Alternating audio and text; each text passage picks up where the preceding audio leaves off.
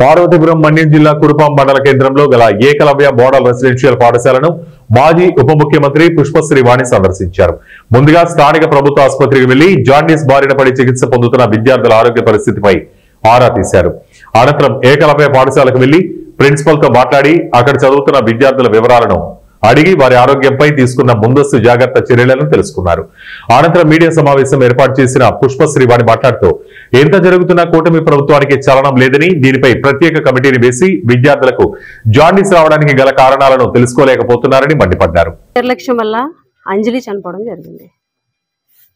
ఏది ఏమైనా కూడా ఇంతమంది ఒకేసారి చరిత్రలో ఎప్పుడూ లేనిది ఒక ఇన్స్టిట్యూట్ నుంచి 170 మంది స్టూడెంట్స్ కి ఒకేసారి హెపటైటిస్ ఏ అనేది రావడం, ఎఫెక్ట్ అవడం, ఇంకా రోజు రోజుకి కూడా పేషెంట్స్ పెరుగుతున్నారు, కేసెస్ పెరుగుతున్నాయి. ఏంటా అని చూస్తే ఆ ఇన్స్టిట్యూట్లో ఉన్నటువంటి వాటర్ కంటామినేషన్ వల్ల ఈ ఇష్యూ అనేది, ఈ హెపటైటిస్ ఏ అనేది వ్యాప్తి చెందడం అనేది అందరూ కూడా చూశారు. మేము ఆ రోజే చెప్పాం, 1వ తారీఖున ప్రెస్ మీట్ పెట్టి నేను మాట్లాడిన రోజే చెప్పా, ఆ ఇన్స్టిట్యూట్కి ఈ ఇన్స్టిట్యూట్కి సేమ్ బోరు కాబట్టి ఆ రోజు 1వ తారీఖునే కురుపాం సిహెచ్సిలో ఏకలవ్య స్కూల్కి సంబంధించినటువంటి స్టూడెంట్స్ ఉన్నారు. అంటే ఏకలవ్య స్కూల్ కూడా ఇదే బోర్ నుంచి వాటర్ వెళ్తున్నాయి కాబట్టి, వాటర్ కంటామినేషన్ వల్ల ఈ పరిస్థితి వచ్చింది కాబట్టి ఆ స్కూల్ కూడా ఎఫెక్ట్ అయ్యిందని ఆ రోజే చెప్పా 1వ తారీఖున. అయితే కేసెస్ అనేవి గురుకులము రెసిడెన్షియల్ స్కూల్ ఉండేసరికి రెసిడెన్షియల్ స్కూల్కి సంబంధించినటువంటి స్టూడెంట్స్ కి స్క్రీనింగ్ చేశారు.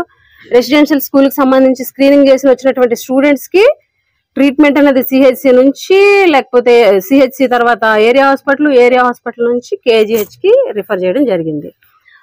ఇదే ఈఎంఆర్ఎస్ స్కూల్ కి 1వ తారీఖునే కేసులు వస్తే 6వ తారీఖు వరకు కూడా కనీసం స్క్రీనింగ్ చెయ్యలేదు.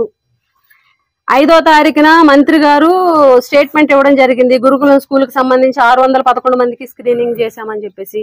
గ్రౌండ్ లెవెల్లో చూస్తే కొన్ని చోట్ల కొంతమంది పిల్లలకి స్క్రీనింగ్ చేయలేదు. మేము కేజీహెచ్ కి వెళ్ళినప్పుడు కూడా అక్కడ ఉన్నటువంటి కొంతమంది మాకెవరు స్క్రీనింగ్ చేయలేదు, మాకు మేము టెస్టులు చేసుకున్నామని కూడా చెప్పడం జరిగింది.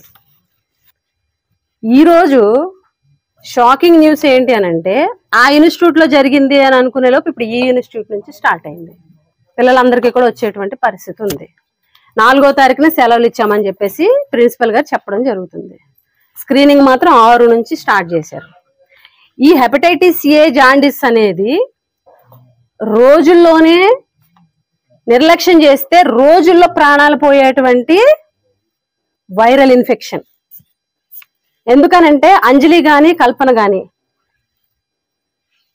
ఇక్కడ ఉన్నటువంటి మేనేజ్మెంట్ ఏదైతే ఉందో మేనేజ్మెంట్ లేట్ చేయడం వల్ల, సరైన టైంలో వైద్యం అందించకపోవడం వల్ల, సరైన టైంలో హాస్పిటల్కి తీసుకెళ్ళ